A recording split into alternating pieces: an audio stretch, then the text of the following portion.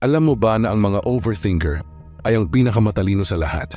Ayon sa dark psychology, ang mga overthinker sila ang ilan sa pinakamatalinong tao sa mundo. Una, malalim silang mag-isip, hindi sila kontento sa simpleng sagot.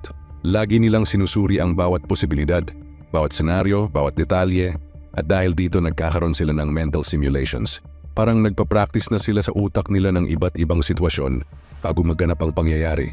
Pangalawa, mataas ang emotional intelligence nila.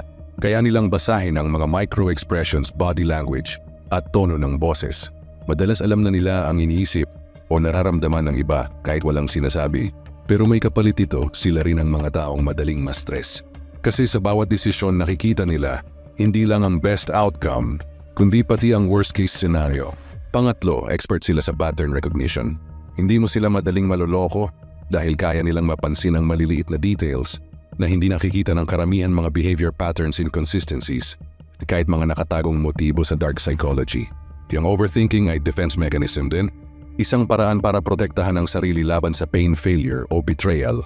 Kaya next time na sabihin mong grabe overthinker ako, huwag mong ikahiya.